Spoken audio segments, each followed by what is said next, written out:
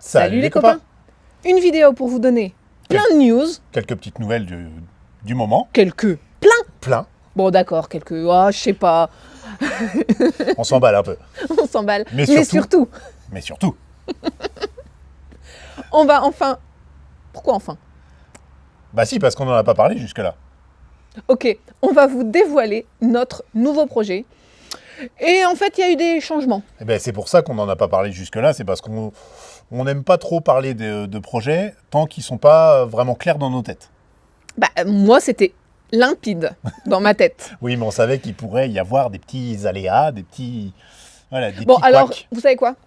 Eh ben, en fait, on part pas du tout Là où c'était clair dans ma tête. Mais pas du tout. Voilà, On va ailleurs. Ça avait beau être limpide. C'était limpide pour moi.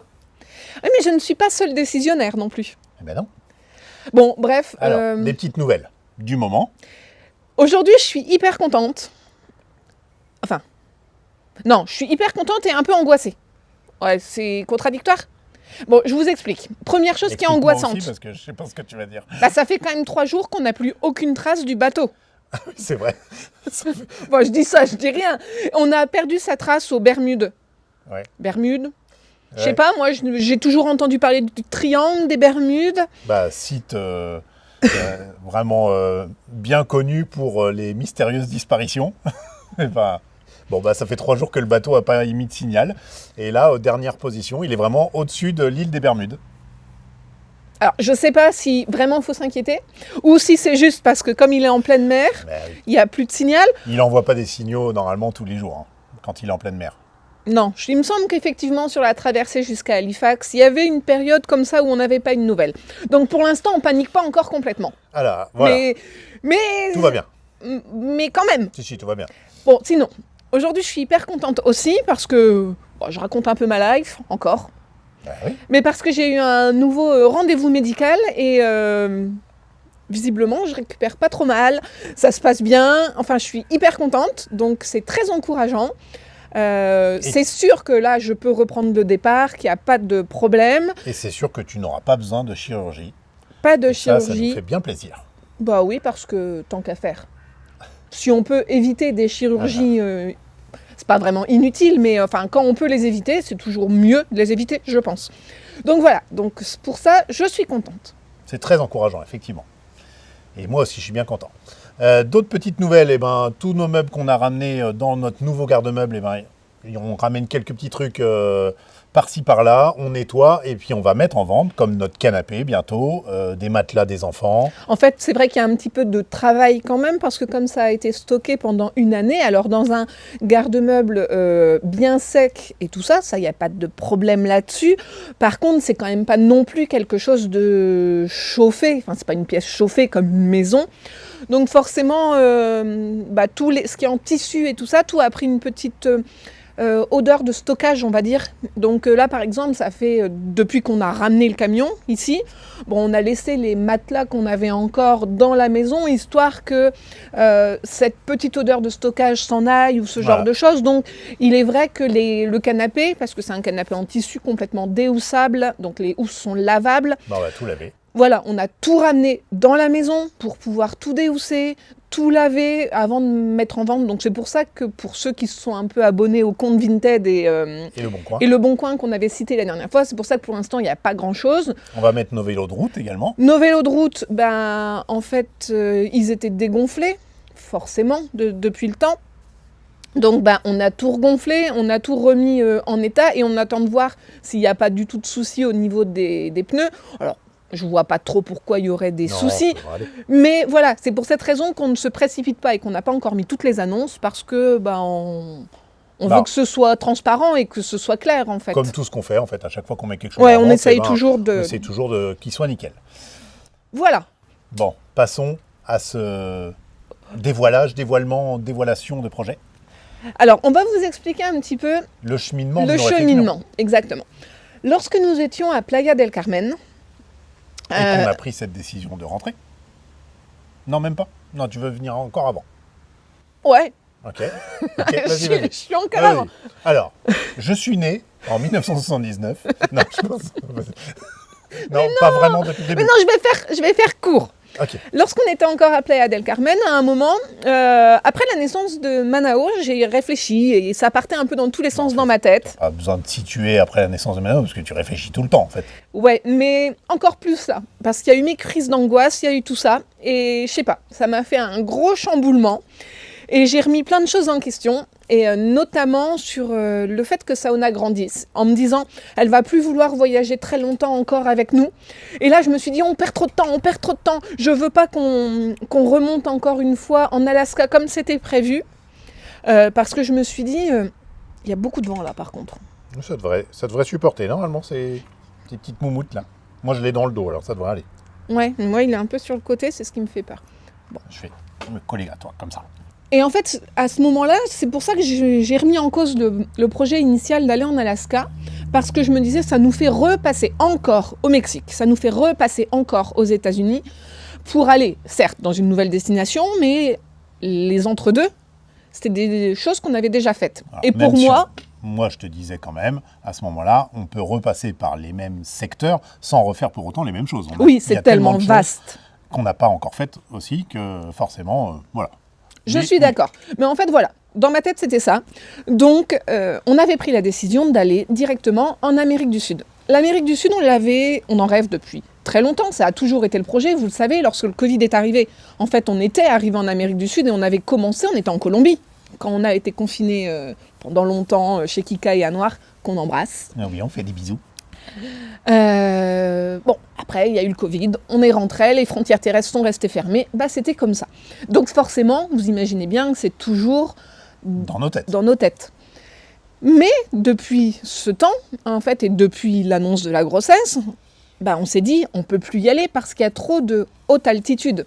Vous êtes souvent sur toute la cordillère des Andes, vous êtes... à plus de 4000 mètres. Plus de 4000, 5000 parfois, et c'est impossible d'aller à des altitudes pareilles avec un bébé.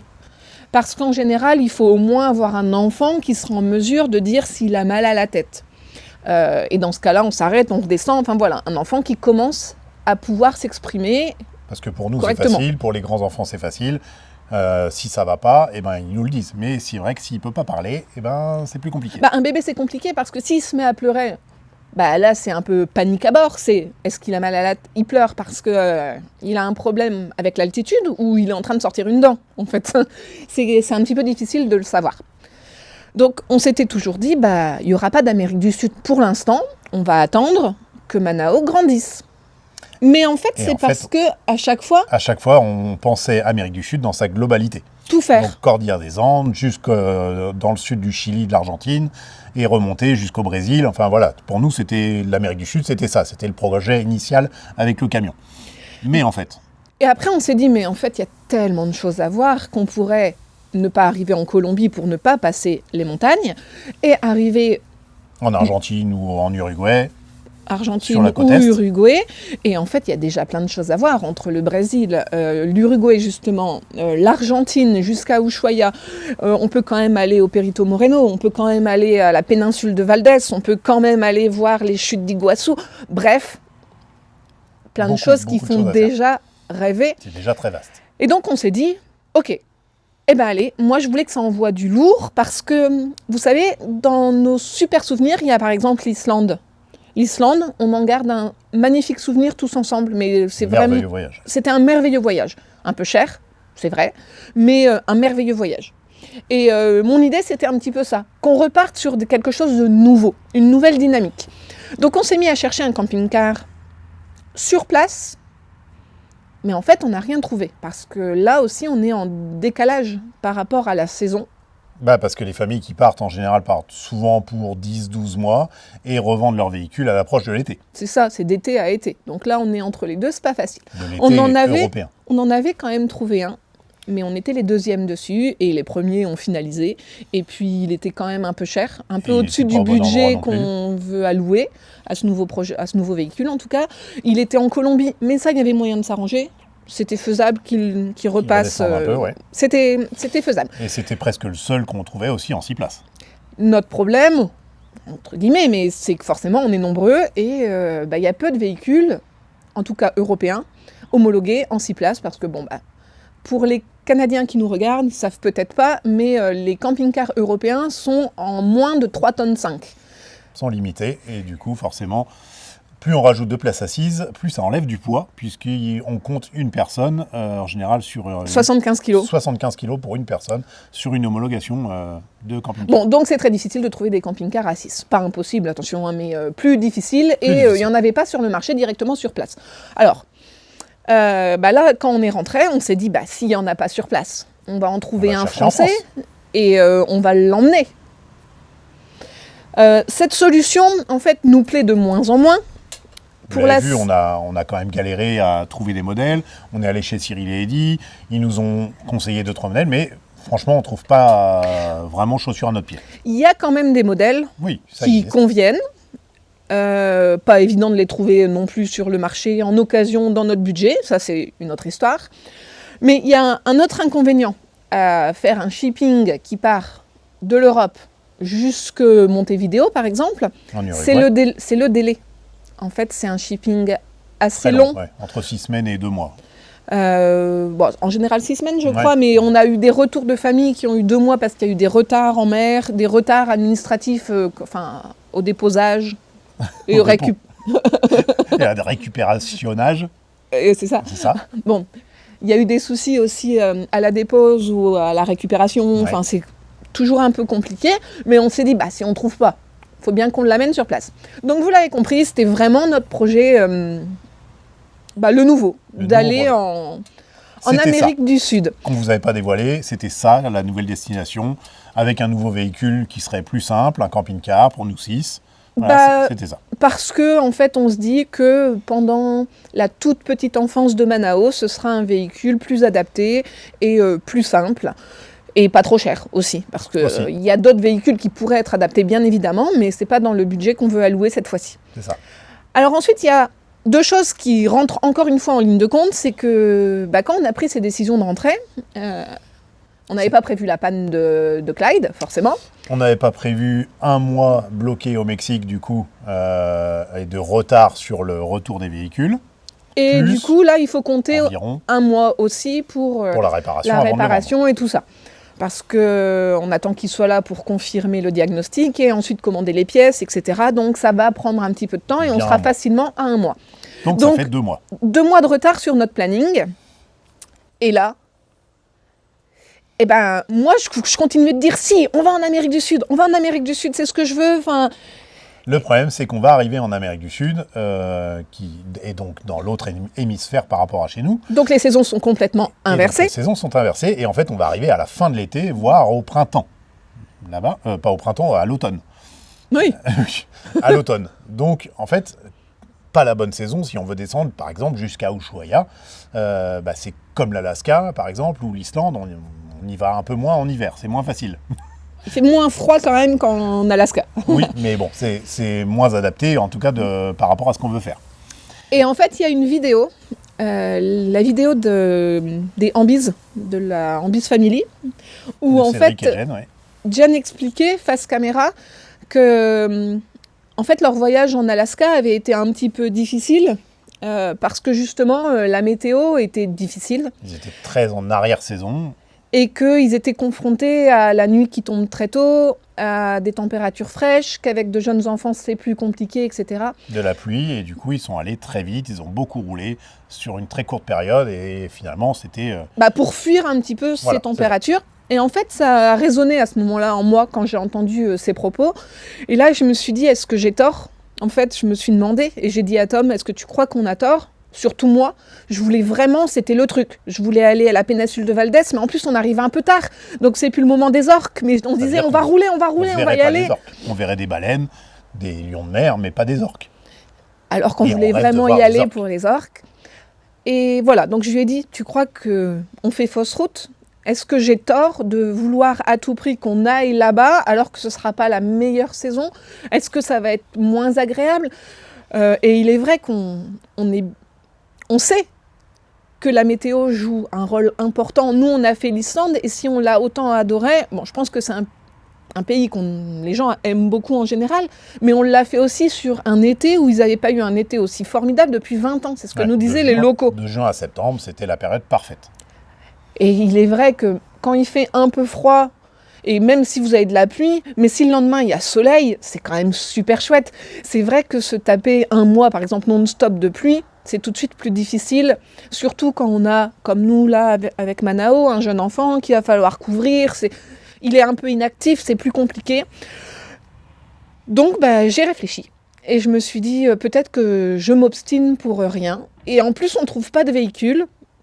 On n'a pas trouvé sur place. Et au début, on ne voulait pas shipper parce que ça coûte de l'argent. Et parce que c'est long.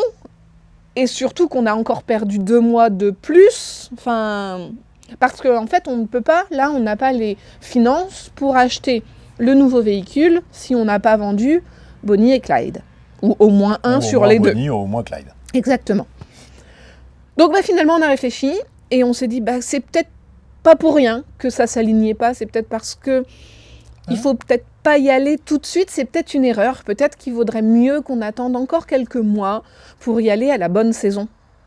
On n'est pas trop à croire aux signes ou au destin ou ces choses-là. Mais par contre, dans ce genre de situation, quand quelque chose ne se fait pas, souvent, depuis qu'on est ensemble, souvent c'est qu'il y a une bonne raison et que c'est en fait, que ça nous amène à réfléchir autrement. Et souvent c'est mieux après. Et finalement c'est mieux. Et finalement c'est mieux.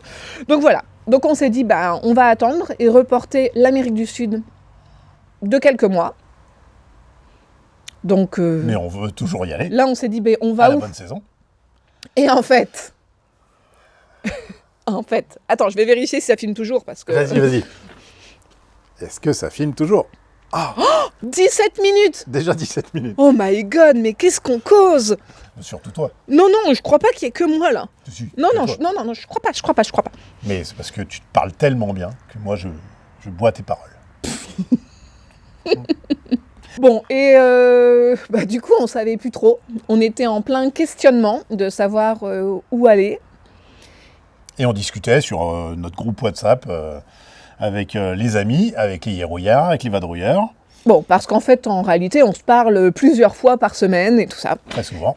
Et là, Bastien, des hérouillards, nous balance... Ils le savent même pas, ils vont le découvrir à la vidéo.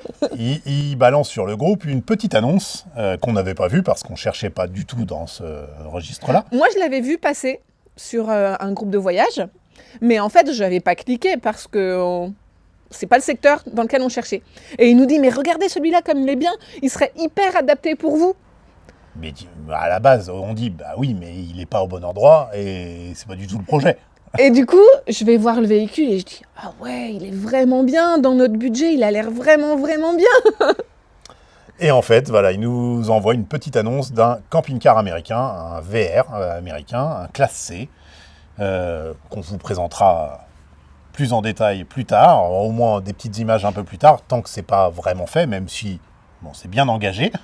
On était les premiers sur celui-là. On était premiers sur le coup. Donc les propriétaires actuels nous ont dit OK, normalement il n'y a pas de raison qu'ils nous passent sous le nez. Voilà, et il se trouve dans l'Ouest américain, il se trouvera à Los Angeles et il sera disponible mi-février. Voilà. Un bon timing. L'Ouest américain, il y a des billets d'avion vraiment pas chers. Pour Los Angeles, ouais. Du coup, ça nous a fait réfléchir et là, Tom était Tom là tout de suite, il était comme un fou et il dit on va pouvoir faire l'Alaska. Je me dis si on retourne aux États-Unis dans l'Ouest américain, on a nos visas, on n'y va pas pour ne pas faire l'Alaska. C'est pas possible, surtout qu'on va être justement à la bonne saison. Si on arrive à la fin de l'hiver, pour le printemps, c'est parfait en fait pour remonter tranquillement pour l'été en Alaska. Donc finalement, Tom est super emballé à l'idée de faire enfin l'Alaska, ce qui était prévu depuis des lustres. On n'arrête pas de reporter pour maintes raisons. Ensuite, après l'Alaska, on pourra éventuellement faire un shipping pour aller jusqu'en Amérique du Sud. Et on s'est déjà renseigné là-dessus. Du coup, maintenant, on a des contacts grâce à l'agent qui nous a aidés, nous. Qui t'a aidé, c'est nos véhicules, mais c'est vraiment toi qui as tout géré. Du coup, on a un agent qui s'appelle Pépé, qui est au top, qui a vraiment géré super bien sur le port de Veracruz. Il faut quand même savoir que Pépé nous a obtenu un prix en container pour Bonnie et Clyde avec les démarches sur Les frais portuaires supplémentaires. Oui, par rapport à la manutention, parce qu'il a fallu qu'un véhicule vienne pour sortir les véhicules du container et tout ça. En fait, on est au même tarif que ce qui était initialement prévu avec Seabridge pour rentrer de Baltimore.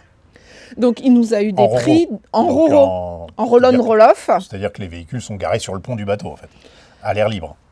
Donc, en réalité, il nous a eu un prix, mais hyper intéressant. Ouais. Donc, nous, on n'hésitera pas du tout à retravailler avec Pépé. Pour les voyageurs qui regardent cette vidéo, ses coordonnées sont sur iOverlander. Ouais. Et en plus, il parle français. C'est quand même un petit plus ultra confortable. C'est UG Logistique. Donc, on en a profité, on a envoyé un message à Pépé en lui demandant le prix d'un shipping. J'ai plus qu'envoyé un message. Ah, je croyais que c'était un message. En fait, j'étais sur la route pour remonter sur le nord avec Pierre-Loïc et Noah. Oui, parce qu'en fait, cet envoi de Bastien a été fait quand il était en route. Du coup, on a passé tout le trajet à parler. Et en fait, Pierre-Loïc a conduit les 3/4 de l'allée, justement, parce que du coup, j'étais tout le temps sur mon téléphone. Alors, je me suis dit, bon, c'est parfait. Et parce qu'en fait, avec la configuration du camping-car, c'est plutôt rare. Donc on s'était dit, il faut qu'on se positionne vite.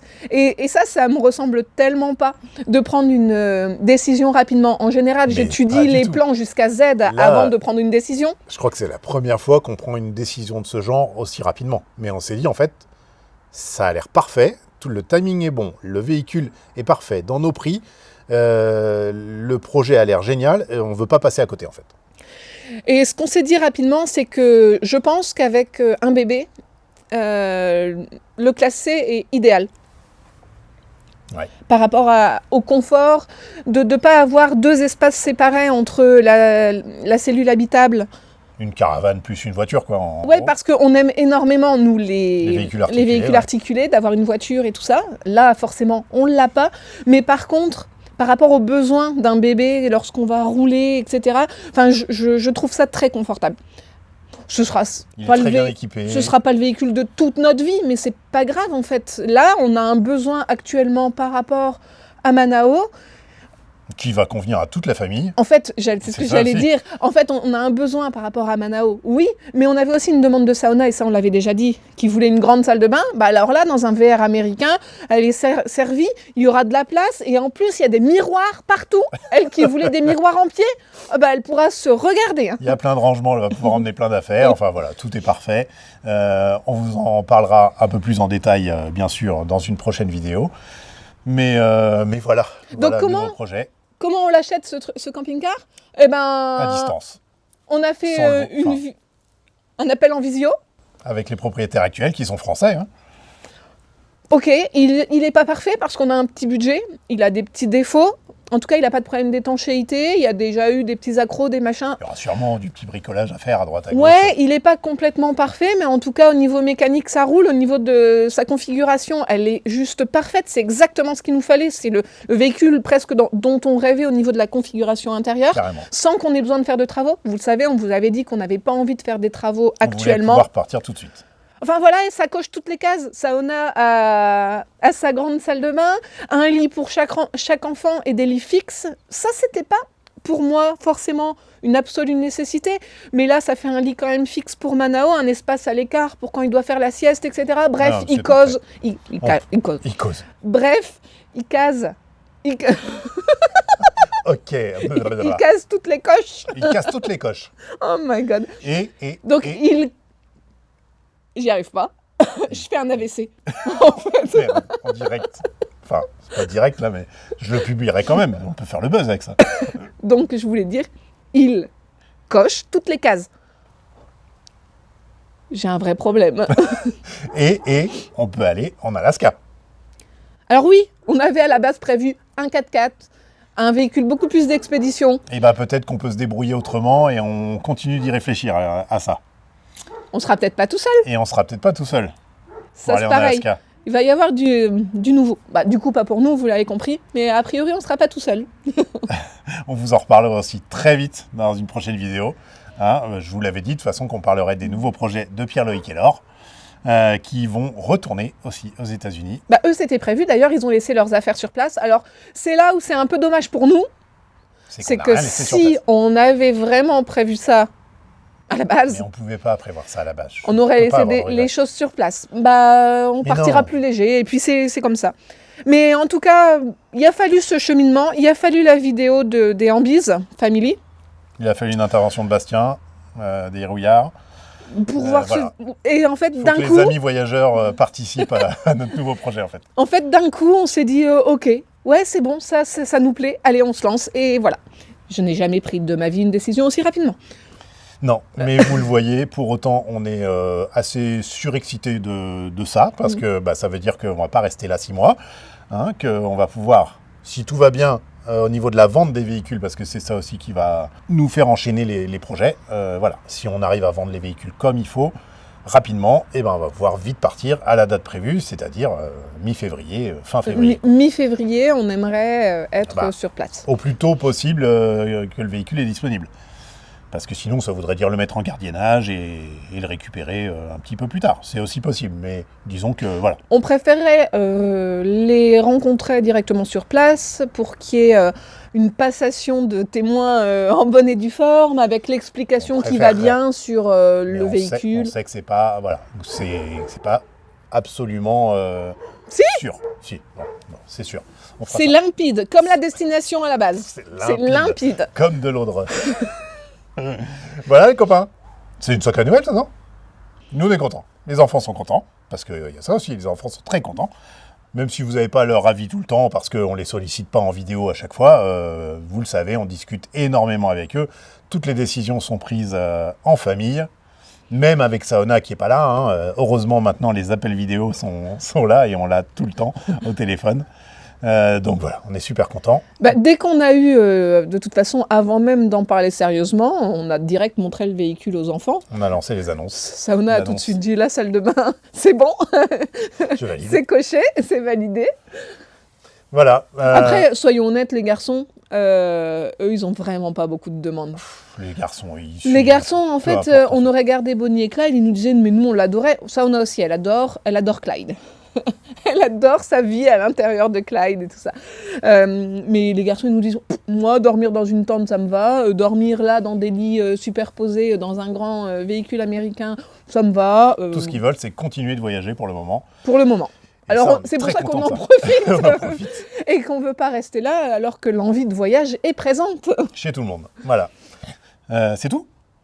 C'est déjà pas mal. C'est déjà pas mal pour cette vidéo. Et on donnera des nouvelles...